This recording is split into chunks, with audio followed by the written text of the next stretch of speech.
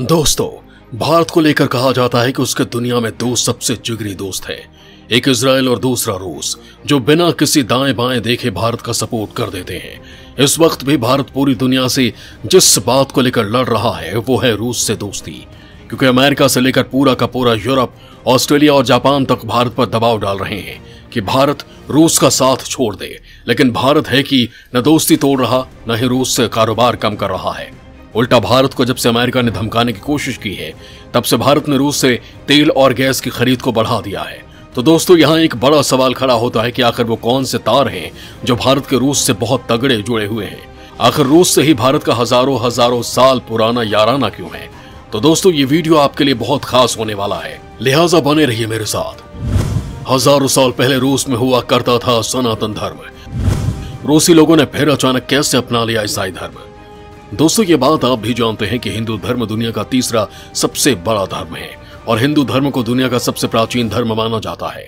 हिंदू धर्म को मानने वाले ज्यादातर लोग भारत में ही पाए जाते हैं। लेकिन क्या आप जानते हैं कि 1000 वर्ष पहले भारत के अलावा दुनिया में एक जगह और थी जहां पर हिंदू धर्म को माना जाता था। वो जगह है आज का रूस। वैसे दोस्तों, कभी पूरी दुनिया में सिर्फ हिंदू रहते थे। ऑस्ट्रेलिया, अरब, रूस और यहाँ तक कि अफ्रीका में भी हिंदू रहते थे। हालांकि आज ये तादाद करीब 100 करोड़ है। रूस का तो हिंदू नाम भी है जिसे खुद रूसी लोग भूल चुके हैं। एक्सपर्ट्स ने रशिया का असली नाम ऋषांगाह बताया है, यानी ऋषियों के रहने की जगह। और ये तब एक हिंदू राष्ट्र था। करीब 1000 पहले जब रूस ने ईसाई धर्म को स्वीकार किया था, तब वहां के लोग हिंदू धर्म को ही मानते थे। उससे भी पहले यहाँ पर वैदिक धर्म और वैदिक संस्कृति का बोलबाला था। लोग अनेकों देवी देवताओं की पूजा किया करते थे, लेकिन बाद में अज्ञात कारणों से धीरे धीरे वैदिक धर्म का पतन होना शुरू हो गया और मनमाने तरीके से पुजारियों ने पूजा करनी शुरू कर दी। इस तरह हिंदू धर्म का पतन होना शुरू हो गया। जब लोगों ने मनमाने तरीके से अलग अलग देवी देवताओं की पूजा करनी शुरू कर दी, तब वहां के कीव रियासत के राजा व्लादिमीर को अपने देश के धर्म को लेकर चिंता करनी शुरू कर दी। राजा व्लादिमीर चाहते थे कि उनके रियासत के लोग देवी देवताओं को मानना छोड़ दें और किसी एक ही ईश्वर की पूजा करें।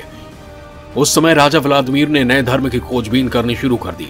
ये वो वक्त था जब दुनिया में दो धर्मों का सबसे ज्यादा बोलबाला था। व्लादिमीर के सामने भी ये दो ही धर्म थे, एक ईसाई और दूसरा इस्लाम, क्योंकि उस जमाने में रूस के आसपास के देशों में भी इन धर्मों का ही ज्यादा चलन था। कहीं पर इस्लाम को ज्यादा तवज्जो दी जाती थी तो कहीं पर ईसाईयत का परचम लहरा चुका था। अब राजा व्लादिमीर बड़ी असमंजस की स्थिति में पड़ गए कि कौन सा धर्म ज्यादा अच्छा है। इसके लिए उन्होंने इन दोनों धर्मों की जानकारियां जुटानी शुरू कर दी, क्योंकि ये राजा को तय करना था कि उसके प्रजा कौन से धर्म को अपनाए। जब उन्होंने इन दोनों धर्मों का गहराई से अध्ययन किया तो उन्हें समझ में आया कि इस्लाम की स्वर्ग की कल्पना और वहां हूरों के साथ मौज मस्ती की बातें तो ठीक है, लेकिन स्त्री स्वतंत्रता पर पाबंदी, शराब पर पाबंदी और खतने की प्रथा ठीक नहीं है। खासकर उसे खतना और शराब वाली बात अच्छी नहीं लगी। ऐसे में उसने इस्लाम कबूल करना रद्द कर दिया। इन पाबंदियों को जानकर राजा व्लादिमीर बहुत ज्यादा डर गए थे। उन्हें अंदाजा था कि जब प्रजा को यह धर्म कबूल करने के लिए कहा जाएगा तो एक तरह की पाबंदियों को थोपने जैसा ही हो जाएगा। लिहाजा प्रजा में विद्रोह के स्वर भी उठ खड़े होंगे। इसलिए राजा ने इस्लाम धर्म को पूरी तरह से नकार दिया।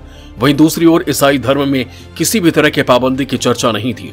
लोगों को स्वतंत्रता के साथ जीने का अधिकार था और उनमें किसी भी प्रकार का सामाजिक भय भी नहीं था। इसके बाद रूसी राजा व्लादिमीर ने यह तय कर लिया कि वो और उसके कीव रियासत की जनता ईसाई धर्म को ही अपनाएगी। इसके लिए उन्होंने यूनानी विजेंटाइन चर्च से बातचीत करनी शुरू कर दी। हालांकि विजेंटाइन चर्च की कैथोलिक ईसाई धर्म से थोड़ा अलग बताया जाता है, लेकिन यही मूल ईसाई धर्म भी है जिसे ऑर्थोडॉक्स ईसाई धर्म कहा जाता है। रूस के कीव रियासत के राजा व्लादिमीर ने जब ऑर्थोडॉक्स ईसाई धर्म स्वीकार कर लिया तो अपनी जनता से भी इस धर्म को स्वीकार करने के लिए कहा। इस प्रकार रूस की एक बहुत बड़ी जनसंख्या ने ईसाई धर्म को अपना लिया और एक बड़े भूभाग पर ईसाई धर्म की शुरुआत हुई। हालांकि ऐसा नहीं था कि रूस की पूरी जनता ने अचानक से ईसाई धर्म को स्वीकार कर लिया था। उसके बाद भी कई वर्षों तक रूसी जनता अपने प्राचीन देवी और देवताओं की पूजा भी करते रहे थे। बाद में ईसाई पादरियों के निरंतर प्रयासों के चलते रूस में ईसाई धर्म का व्यापक प्रचार प्रसार हो सका और धीरे धीरे रूस के प्राचीन धर्म को नष्ट कर दिया गया। हिंदू धर्म के देवी देवताओं की होती थी पूजा। आज भी खुदाई में मिलती है वैदिक सभ्यता।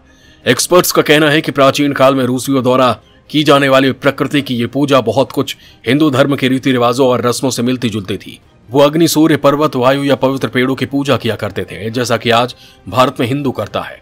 उनके सबसे प्रमुख देवता थे विद्युत देवता या बिजली देवता। आसमान में चमकने वाले इस वज्र देवता का नाम पेरून था।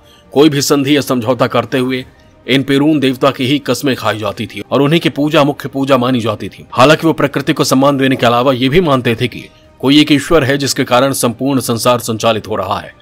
इन सब के अलावा वो दो देवताओं की सबसे ज्यादा पूजा करते थे, जिनके नाम थे रोग और स्वरोग। सूर्य को वहां देवता के रूप में पूजा जाता था। सूर्य को वहां और भी कई नामों से जाना जाता था, जिनमें सबसे ज्यादा प्रचलन में हॉर्स, यारीला और दाजभोग नामों से जाना जाता था। सूर्य के अलावा प्राचीन काल रूस में कुछ मशहूर देवियां भी थीं, जिनके नाम है बिरगिन्या, दीवा, जीवा, लादा, मकोश और मरेना। प्राचीन कालीन रूस की ये मरेना नाम की देवी जड़ों की देवी थी और उसे मौत की देवी भी माना जाता था। लेकिन यहाँ पर दो देवियों के नाम हिंदू धर्म से काफी मिलते जुलते हैं, जिनमें एक देवी का नाम है मरेना। ऐसा लगता है कि मरेना देवी का नाम हिंदू धर्म के मरना शब्द से लिया गया है। वहीं दूसरी देवी का नाम है जीवा। ये भी हिंदू धर्म के जीव शब्द से लिया गया हुआ लगता है। दोस्तों, ऐसा लगता है कि ये नाम वहां हिंदू धर्म को मानने वाले लोगों ने ही रखे हैं। रूस में जीवा देवी को जीवन देने वाली देवी के रूप में माना जाता है और हिंदू धर्म में जीव को जीवंत आत्मा के रूप में बताया जाता है। इसका मतलब हुआ कि जीवा देवी आत्मा के द्वारा लोगों को जीवन देती है। रूस में आज भी खुदाई के दौरान ऐसी चीजें मिल जाती हैं जो हिंदू धर्म से काफी मिलती जुलती होती हैं, जिनमें प्राचीन रूसी देवी देवताओं की लकड़ी या पत्थर की बनी मूर्तियां हिंदू देवी देवताओं के अनुसार बनी हुई होती हैं। कुछ मूर्तियों में दुर्गा की तरह उनके सिर और कई हाथ बने होते हैं। रूस के प्राचीन देवताओं और हिंदू देवी देवताओं के बीच बहुत ज्यादा समानता है।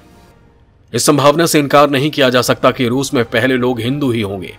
रूस के विद्वान अक्सर इस बारे में लिखते हैं और इस ओर इशारा करते हैं कि रूस का पुराना धर्म और हिंदू धर्म करीब करीब एक जैसा है, लेकिन वक्त बीतने के साथ साथ लोग ईसाई और मुसलमान होते गए।